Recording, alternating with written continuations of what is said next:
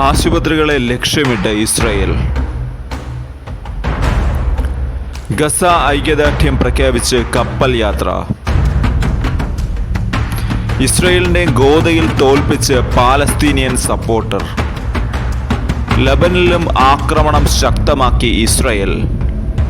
നമസ്കാരം. മിഡിൽ ഈസ്റ്റിൽ എന്തൊക്കെയാണ് പ്രധാനപ്പെട്ട വാർത്തകളെന്ന് നോക്കാം.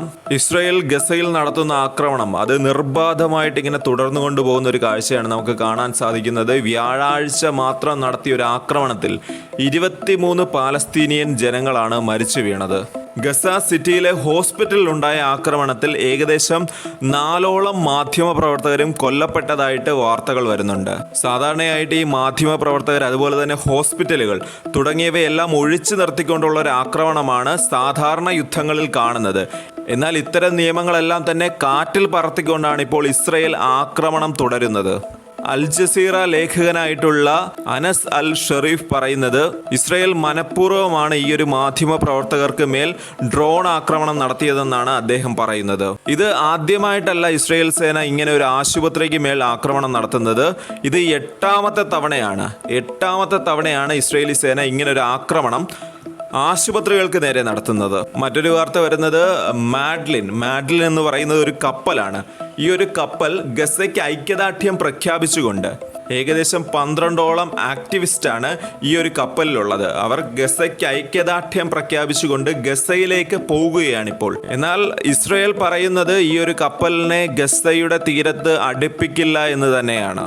അഥവാ ഈ ഒരു ഗസയുടെ തീരത്തേക്ക് അടുത്ത് വരികയാണ് എന്നുണ്ടെങ്കിൽ ഇവരെ അറസ്റ്റ് ചെയ്യും. ഈ കപ്പൽ കസ്റ്റഡിയിൽ എടുത്തുകൊണ്ട് ഇവരെ അറസ്റ്റ് ചെയ്യുമെന്നാണ് ഇപ്പോൾ ഇസ്രായേൽ പറയുന്നത്. എന്നാൽ കപ്പലിനകത്തുള്ള ആക്ടിവിസ്റ്റ് പറയുന്നത് ഗസയിൽ ഇസ്രായേൽ ഏർപ്പെടുത്തിയിട്ടുള്ള നാവിക ഉപരോധം അത് തടയുക, അതുപോലെ ഗസയ്ക്ക് ആവശ്യമായിട്ടുള്ള സഹായങ്ങൾ അതെത്തിക്കുക തുടങ്ങിയ ലക്ഷ്യങ്ങൾ മുൻനിർത്തിക്കൊണ്ടാണ് ഇപ്പോൾ ഞങ്ങൾ പ്രവർത്തിക്കുന്നതെന്നാണ് ഈ കപ്പലിലുള്ള ആക്ടിവിസ്റ്റ് പറയുന്നത്.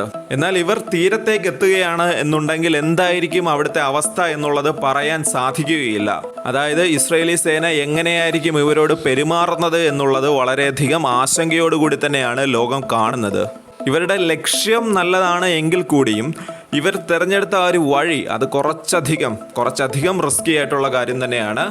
മറ്റൊരു വാർത്ത വരുന്നത് റോമിൽ നിന്നാണ്. റോമിലെ കേജ് വാരിയേഴ്സ് എന്ന് പറയുന്ന ഒരു മത്സരം, അതിൻ്റെ അകത്ത് ഐറിഷ് പോരാളിയായിട്ടുള്ള പാഡി മക്കോറി നേടിയ ഒരു വിജയം, അതിനോട് ചേർന്ന് അദ്ദേഹം നടത്തിയ ഒരു രാഷ്ട്രീയ പ്രഖ്യാപനം അത് വളരെയധികം ശ്രദ്ധയാകർഷിക്കുന്ന ഒന്ന് തന്നെയാണ്. തോൽവി അറിയാതെ വന്ന ഇസ്രായേലി ഫൈറ്റർ ആയിട്ടുള്ള ഒരു വ്യക്തിയെയാണ് അദ്ദേഹം തോൽപ്പിച്ചത്.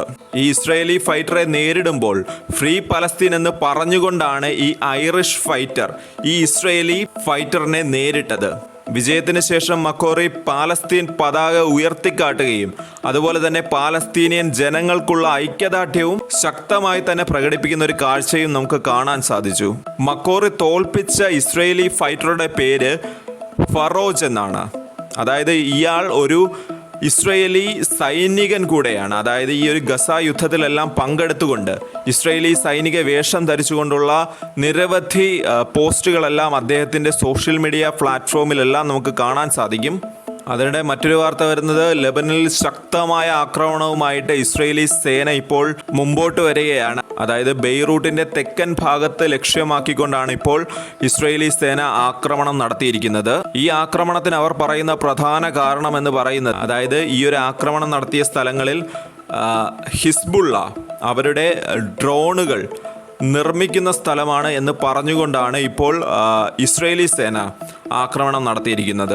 ഹിസ്ബുള്ള വീണ്ടും ശക്തി പ്രാപിക്കുന്നു എന്നൊരു ഭയം കൊണ്ടാണ് ഇസ്രായേൽ സേന ഇത്തരം ആക്രമണങ്ങൾ നടത്തുന്നത് എന്ന രീതിയിലാണ് ഇപ്പോൾ വിലയിരുത്തലുകൾ വരുന്നത്.